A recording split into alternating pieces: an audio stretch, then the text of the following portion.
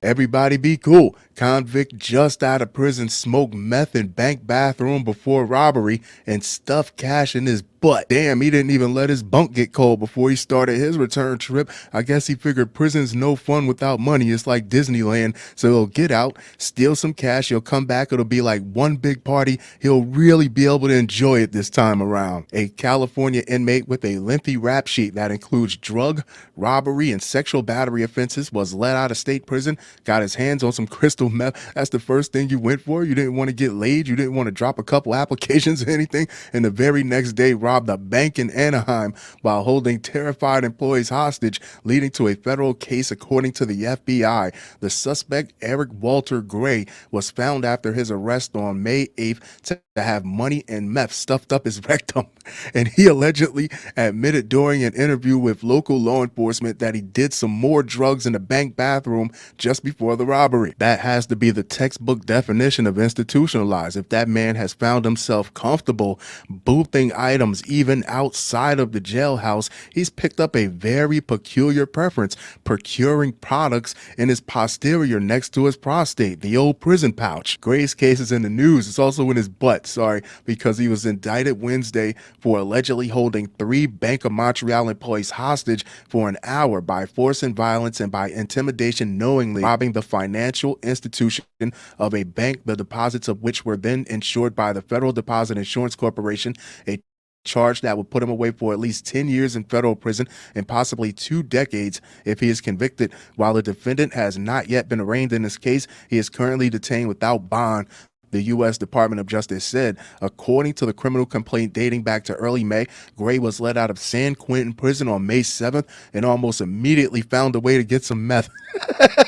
This might just be worse than the story I caught back in February when they let the guy out of prison, and in less than 24 hours, same situation here, he went and robbed a bank that was on the same exact street as the bank that he robbed that got him locked up in the first place. Whoever gave this man meth on his first day out is clearly not his friend. They gave him Charlie's golden ticket back to San Quentin. He described how he rode the bus to the parole office on Anaheim where he was supposed to be housed, but the house was shut down. If that's true, then what the hell is parole doing as far as keeping track of where their parolees are being paroled to? I'm not saying it wasn't his decision 100% to go out there and screw up, but that's a glaring issue if you're talking reform, according to the FBI's account of the suspect's story. Gray decided he would stay right near the parole office. Parole and probation is never in cushy parts of town. That doesn't sound like a good idea. Where he met some guys that provided Gray with crystal meth. He found his people. Gray said he smoked the narcotics and got high.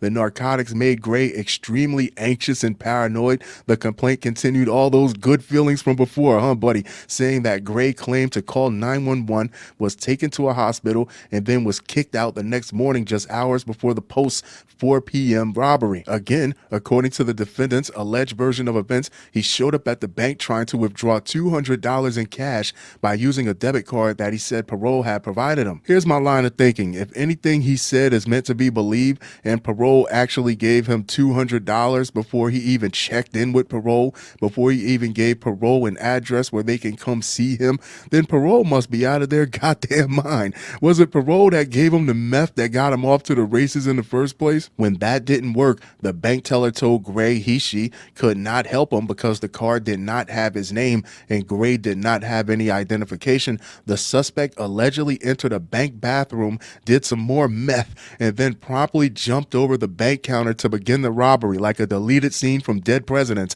If there was any question about whether it was a robbery, the complaint said, Gray cleared that up by telling bank, "Tell MZ simply robbery." Gray then said, "Everybody be cool, give me money." He's telling everybody be cool and he's tweaking his balls off. He said even as he claimed to have a gun, the complaint added HM, another employee, opened the drawer and saw Gray grab approximately $1,000 in cash and stuff it into his pockets. But according to the complaint, Gray's pockets weren't the only place he stuffed cash. At this point, what difference does it make? If you're thinking logistics, if you're thinking escape plan, it takes way more time to stuff enough money in a body cavity than it does to just put it in your pockets and get the hell out of there. After his arrest by Anaheim cops, a detective learned that around $240 from the robbery was still missing. A strip search was performed, which he should have knew they were going to do that. He's no stranger to the system, which revealed $120 in suspected methamphetamine hidden within Gray's rectum. The complaint said federal authorities additionally alleged that Gray threatened Hispanic bank customers. According to Gray told them, "Mother effer, try something. I got something for you." Documents said, "What, a stinky hand?" While holding bank employees, including the bank manager, hostage in a storage room, Gray allegedly threatened, just for effect, "I'm telling you, they making me play. I'm gonna F around and bust on somebody." Ill. In the end, he was the one busted. There you have it, kids. Eric Walter Gray, the bank robbing backdoor bandit. Stay away from drugs.